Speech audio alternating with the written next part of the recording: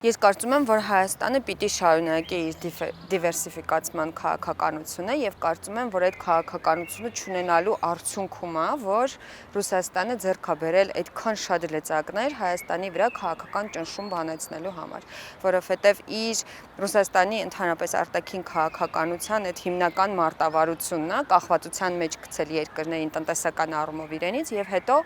հոգեբանական ճնշում գործադրել, որ այդ լծակները օգտագործելով կարող է ստիպել մեծ գին վճարել երկրներին։ Ինչ վերաբերում է այդ գին վճարելուն, ես կարծում եմ, որ ամեն ինչ պետք է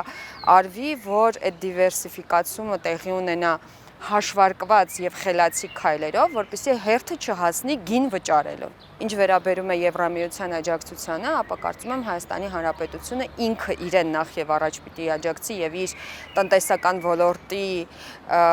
շահառուներին հնարավորություն տա, աջակցություն տա, որպեսզի կարողանան իրենց ապրանքների համար այդ ստանդարտները բարձրացնել այնպես, որ ոչ միայն Եվրամիությունը, այլ նաեւ առհասարակ այլ շուկաներ ավելի հետաքրքրված լինեն հայկական ապրանքների ձեռքբերմամբ, իսկ էներգետիկ ոլորտում էլ հնարավորինս ավելի արագ կարողանա նոր գործընկերներ ձեռք բերել, որպեսզի այդ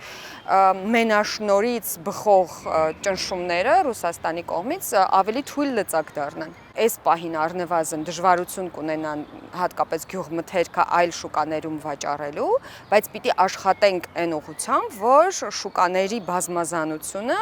ռեալ լինի Հայաստանի արտադրողի համար եւ այդ քաղաքական լծակը Ռուսաստանի ձեռքին, որ օգտագործում է տնտեսական պատժամիջոցների, այսպես ասած, հեռանկարը, այդպիսի ազդեցություն չունենա քաղաքական հայաստանյան համատեքստում, որովհետեւ այդ տնտեսական կորուստների եւ պատժամիջոցների հեռանկարով է Հայաստանը իր արտաքին քաղաքականությունը վարել տասնամյակներ շարունակ, որովհետեւ ցանկացած քայլ, որ փորձել է անել արտաքին քաղաքական դիվերսիֆիկացիայի համար, ոչ միայն այս կառավարության օրոք, միշտ հանդիպել է այդ սպառնալիքին, որ կլինեն նաեւ այդպիսի հետևանքներ։ Հետևաբար ես կարծում եմ, որ պետության անելիքների շարքում առաջնահերթ այն է, որ հնարավորինս այդ լծակը թուլացնի Ռուսաստանի ձեռքում, ոչ թե մտածի պատժամիջոցները հաղթահարելու մասին։ Եվ առհասարակ Ռուսաստանը ամեն անգամ, երբ տնտեսական ոլորտում փորձում է ցույց տալ, թե ինչ որ իր չափանիշներին անհամապատասխանություն է գտել հայկական գյուղմթերքի մեջ, ինչ որ այլ ապրանքների մեջ, դրանք որպես կանոն տնտեսական շարժառիթներով չէ, որ պայմանավորված են լինում, այլ քաղաքական ճնշման եւս մեկ դրսևորում են եւ մենք գիտենք, որ նման քաղաքական ճնշման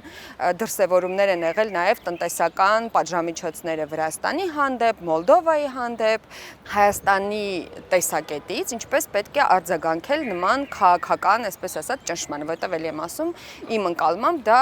տնտեսական ինչ որ չափանիշների անհամապատասխանություն չի, այլ կոնկրետ քաղաքական լծակ է, օրինակ, իշխանության հանդեպ ընդվզում առաջացնելու նաև տնտեսվարողների կողմից, գյուղոլորտի աշխատողների կողմից եւ այլն եւ այլն։ Նորմալ, adekvat, խելացի կոմունիկացիան իշխանության եւ համապատասխան ոլորտների միջեւ եւ հստակ ռազմավարություն ունենալը, թե ինչպես կարելի է հաղթահարել այդ իրադրությունը, կարծում եմ միակ ելքն է, որ կարող է հնարավորություն տալ մեր երկրին, որ չտրվի այդ սադրանքին եւ քաղաքատնտեսական, այսպես ասած, սպառնալիքներին։